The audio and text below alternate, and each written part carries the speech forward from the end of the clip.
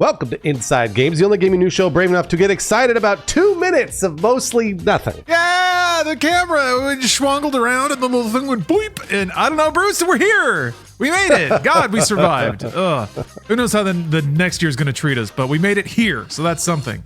Yes, folks, it's finally happening after years of leaks, whispers, fan theories, dreams, hopes lost. Nintendo has finally announced the Switch's successor, and it's the Switch 2. Big surprise there. And we also finally know what it looks like. Looks like a Switch. Man, Lawrence, you are so excited because that's about it, really. That was all we learned from that's all we got. That 2 minute and 22-second video. Nintendo unveiled the much anticipated new machine in a video Thursday morning. No release date yet, no specs, no games, although there's one that they very briefly show. But Nintendo confirmed it'll launch sometime in 2025. Yeah, after April, we know that at least. Yeah, no Gen Zers roosting on rooftops playing Mario Kart under Edison bulbs. Not this time. Not yet, anyway. I'm sure we'll get a lifestyle video soon. But okay, enough gabbing. What does it look like? Like we said, the old one. It's just that one again, which the video showed morphing into a newer Switch. I think that's a pretty good way of sort of adjusting people's expectations and specifically highlighting the bits that have changed. Yeah, you're going to see this B-roll a lot throughout the episode, so we're sorry. This is all we have. The Switch 2 very much resembles its predecessor, but bigger. Its Joy-Cons feature a black design with bluish and reddish accents. They now attach directly to the sides of the console rather than sliding on and off. So there's like a little port with and magnets, I believe, that just pop right on. They supposedly snap on effortlessly, lending credibility to the leaks, suggesting they might use those magnetic attachments, like I was saying. So we'll see. Everybody's really worried about that one little connector because it could just snap right off if your kid grabs it and accidentally wrenches it. Yeah, maybe. It looked like the Joy-Cons have a nubbin that's like a peg that's fully recessed inside the Switch housing. So I do think if you do any wrenching, it's going to hit the chassis rather than that connector. But also, yes, anything that prongs out even a little bit, I just imagine a child just ramming with a spoon or a wrench, screwdriver, what have you. I do think the magnets are a good call, too. You saw, I remember the original Switch did so much selling of the physical kinesthetics of the switching action, the click, the sound effect, the animation. They're doing the same thing. It's just the swak of the, magnets grabbing things. We've heard it before because the rumors were pretty dead on. As The Verge's Tom Warren put it, the Switch 2 is exactly like the leaks. Probably because it was the one behind the leaks. Interestingly, there's a new button located below the home button on the right Joy-Con, which was also previously hinted at in rumors. The video also shows the Joy-Cons possibly being used in a mouse-like fashion. So you'd move the Joy-Con around like a mouse, like a computer.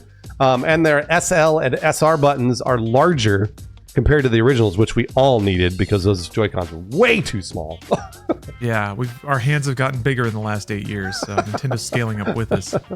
On the note of the mouse, though, it's kind of interesting. The first look trailer even shows the Joy-Con sliding around on removable plastic skates. And it does look like there's an IR sensor on the side of the Joy-Con that docks into the Switch. So if you put that down, yeah, you got a mouse.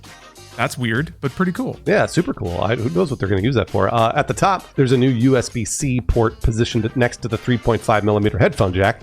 The kickstand, which was really way too small in the original, now is a big boy and has a U-shaped design, so supposedly maybe it'll work better. Meanwhile, the dock has a more rounded appearance that allows more of the top of the Switch 2 screen to peek out even while docked. So it'll probably show your, time and date and battery and stuff like that. Yeah, battery. Yeah, exactly. Maybe a little animation. I think maybe like a ticker for sales. Yeah. They could use that as marketing space, but yeah. Absolutely. Yeah. But that's all a theory. Like the OG Switch, the Switch 2 will include a separate controller grip that will allow you to snap the Joy-Cons together in a more traditional form factor. And let's all hope that they won't drift. The trailer did show a kind of zoomed in shot of the analog stick wobbling around and trying to convince us that it's very newfangled tech with a cool sound effect. So let's hope that they got it nipped in the bud, huh? We only saw one game in the reveal video, but it was a big one. The new Mario Kart. Lawrence and I just talked about this a few weeks ago. So no word if it'll play only on the Switch 2, but as Nintendo's best-selling franchise, Mario Kart is a very, very smart carrot to dangle in front of prospective buyers. The one of the highest selling video games of all time. And definitely their highest selling video game, so it makes sense. Yeah, very importantly, the new console will be backward compatible with both physical and digital Switch games. That said, the video includes a disclaimer noting that certain Nintendo Switch games may not be supported on or fully compatible with Nintendo Switch 2. Something that jumps to mind, something like Labo, something that requires the Switch unit to get docked inside of it, since the Switch unit's a different size. I don't know. There's probably some edge cases like that. Maybe Ring Fit Adventure probably won't work with Switch 2. That makes sense. Nintendo plans to reveal more in a direct scheduled for April 2nd, which is really far away. It's 3 months away. It's crazy. There are also hands-on events in New York, Los Angeles, and Dallas later in April, which means this thing's not going to get launched for probably quite a bit of time. Yeah, I think so. Maybe mid-year. We're looking at summer. Yeah. But that means we got to start pulling strings to get a ticket, Bruce. Coming to LA, we got to be there front line. We got to shove all the kids out of the way. Get out of here. And that's it. That's the information we got. To summarize, Nintendo is clearly following the adage of, if it ain't broke, don't fix it. I think a lot of us are very happy about that.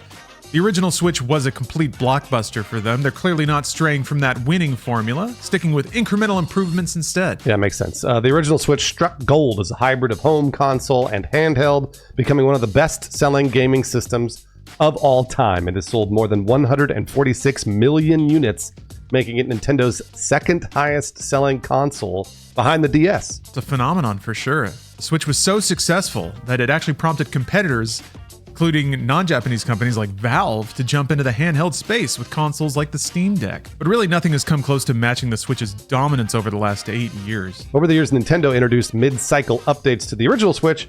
Obviously, we saw the Switch Lite offered a smaller handheld-only option. It was a little cheaper. The Switch OLED delivered an upgraded display and other improvements. This is more expensive, but really, there wasn't much in the way of upgraded hardware that made the games run better. So yeah, for sure. Just new SKUs to get a little more blood out of that stone. Accordingly, fans have been squeezed pretty dry and been clamoring for a beefier Switch for years now. And while we haven't seen any hardware specs for this new Switch, there are reports that it's going to be a pretty significant upgrade. We got some rumors about what it'll do. And if the rumors were true, just like the leaks before, well, maybe these are all true. In February of last year, Reuters reported that the Switch 2 would feature a custom NVIDIA chip capable of ray tracing and DLSS, a claim that appears to be confirmed by recently leaked motherboard details from earlier this month. Other Switch 2 watchers indicate that it'll have 12 gigs of RAM, up from the original Switch's 4 gigabytes. Oh my gosh, it's terrible. And an increase in onboard storage to 256 gigabytes compared to the 32 gigabytes in the OG Switch. Man, this thing is a dinosaur. How did we use it for so long? I guess we didn't, is the answer.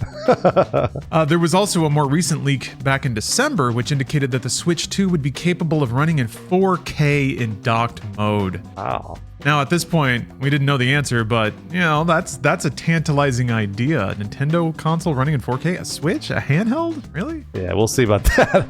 The reliable leaker Kopite7 Kimi revealed in 2022 that Nintendo and NVIDIA were developing a T239 processor for the new handheld. In theorizing about the new hardware earlier this month, Digital Foundry's Richard Ledbetter predicted that, quote, a vast array of PS4-era ports will appear in addition to Nintendo's first-party fare, and I wouldn't rule out ray tracing support in certain games. He also added, I'd also expect current-gen titles targeting 60 FPS to somehow find their way across to the Switch 2, but likely running at 30 FPS instead. The next few months should prove fascinating. Oh yeah, and they have. Over on the Install Base forum, an alleged Switch 2 developer wrote that, quote, both Nintendo and third parties see Switch 2 AAA titles as a big potential growth driver. The hardware is very capable. I'm not at all saying it'll get everything always, but I think a lot of people will be pleasantly surprised. Okay. I think a lot of AAA publishers are hoping to find big new audiences for their games, too. They want those new revenue streams, and Nintendo, of all companies, might be the one to give it to them. But what about supply? That's all well and good, but are we actually going to be able to buy and play one? Will the Switch 2 suffer from the same issues that absolutely plagued the PS5 across all of 2020 and into 2021? I hope not. Yeah, Bloomberg's Takashi Mochizuki says that Nintendo's going to have a bunch ready to go. Supposedly that was one of the reasons they delayed this thing so long.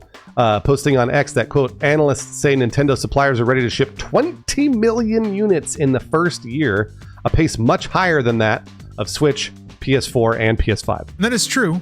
Just for 1 year comparison's sake, the PS5 sold 17.3 million in its first year.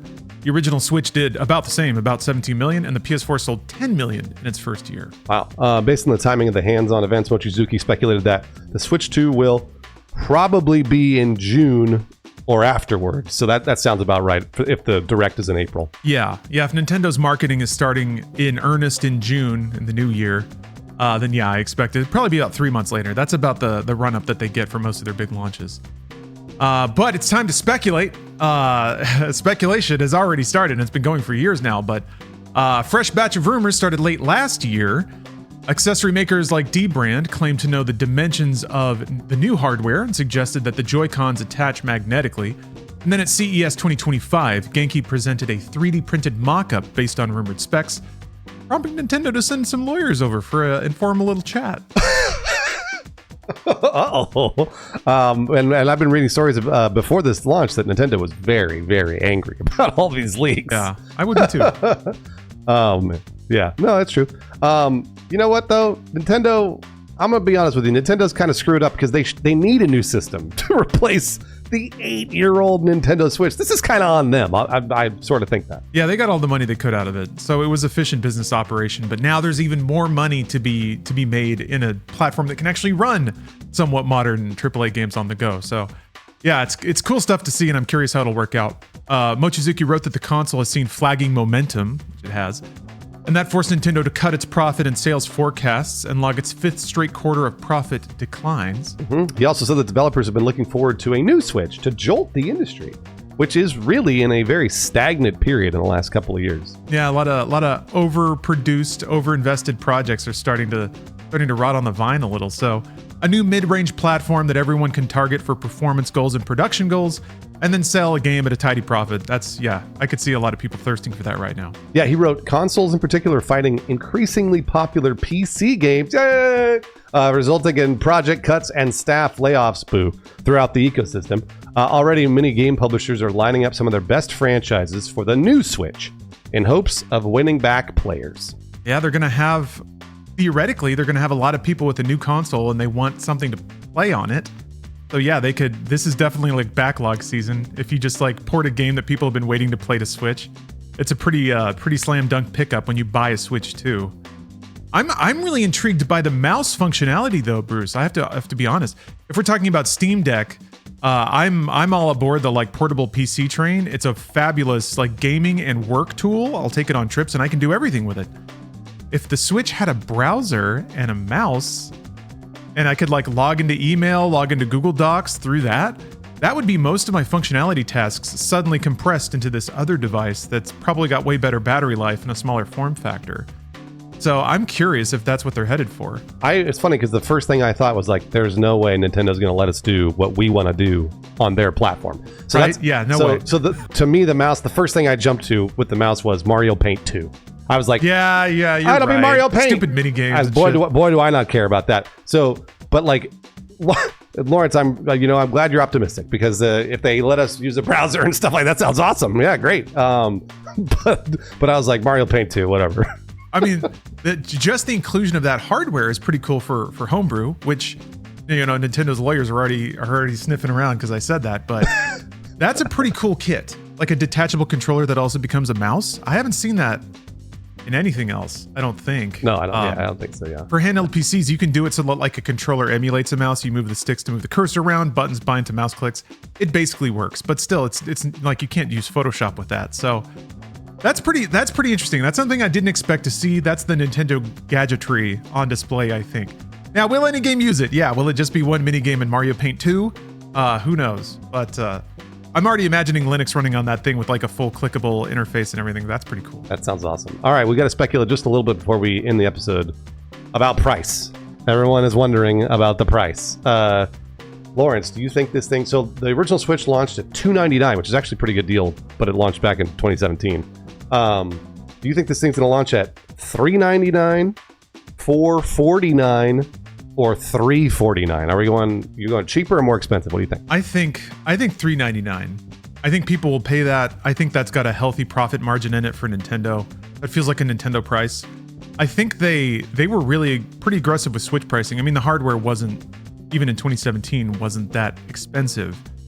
But I think it was a new platform and they were willing to get it out the door, and they really wanted to establish their digital footprint so that they had a store that they were making money off of, people selling games through. And they did that. Success. So they kind of did they got success with one of the harder strategies, which is establishing a new platform, a new digital platform. Now they already have it established, so I wonder if they're going to lean on that. Everyone that's got, 8 years of experience with the Nintendo Switch, and that's where all their Nintendo games have been purchased and all their saves are, friends list, all that thing, suddenly Nintendo has stickiness there. So I think they might understand that they can push just a teeny bit and get a little more money off the top per unit.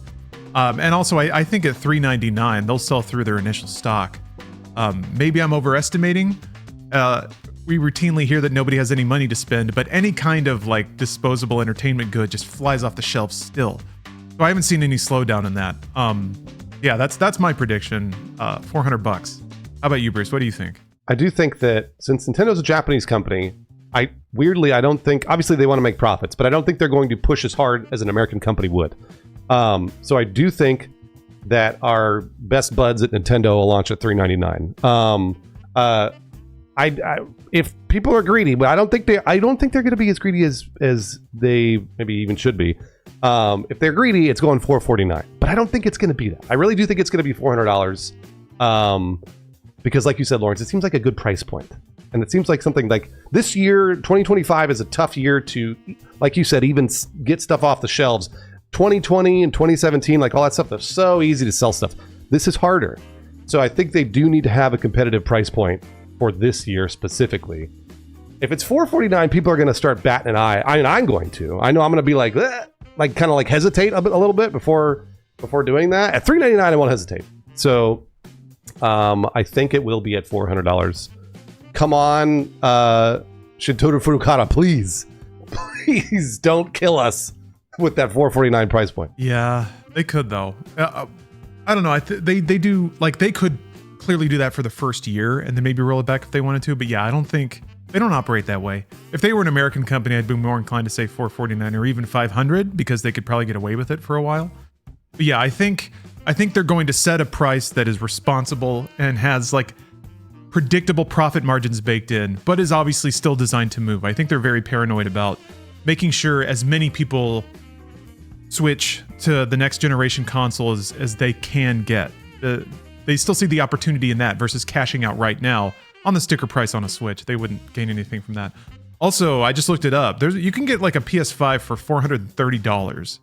So the like sticker comparison of those two is not going to look great unless they can somehow convince people that a Switch 2 is newer and more exciting than a PS5.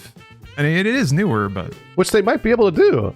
Yeah, because, I mean, the PS5 came out in 2020. It was 5 years ago. So they might be able to do that. And if they're like, check out this game that also runs on PS5, not as well, but it also runs on PS5, then maybe they'll have to sell. I mean, I don't know. I think, man, Nintendo could just do no wrong when it comes to this stuff. The only thing they can do is overprice this thing. If they don't overprice it, it sells like crazy. So, and I think they know that. I really do. And I think it's also kind of landing at the right time. Even in core gaming culture, everyone's kind of getting burned out on massive open world AAA games. Everybody wants something small and vibrant, and Nintendo excels at that. That's kind of Mario Kart in a nutshell. So, yeah, if they come by, they do their mall tour, you get a bunch of people buzzing about the new Mario Kart. There's probably going to be some gimmicky like new control in Mario Kart because they love doing that stuff. So, yeah, if they can sell people on it and generate a lot of buzz, it'll be an interesting year. It really will be. I'm excited for it. Mostly because Nintendo has some of the most world-class developers. We finally get to see them paraded out for the sake of moving a gaming tablet. So, can't wait to see the parade. Yeah, me too. All right. So thank you again to all of our Inside Games patrons who support us on Patreon every single month. We've got some uncles at Nintendo who are our Inside Games patrons that we'd like to thank. Old Baby Leg, Ian McGee, DJ Kento, Shaky Pants, Brandon Young, Matt Bogenberger, Wesley Mullins, and Pablo Garcia. But uncles is that's so 80s. These patrons, these special Inside Games patrons have spent the last 40 years infiltrating Nintendo with their whole bloodline, Parasite style. Cash Putnam, Just a Chair, UESC Battleroid, J. Embers 87, Christian Morgan Anderson, Kyle Heaton, Brian Cosner, and Sherwin Sanchez. Thank you.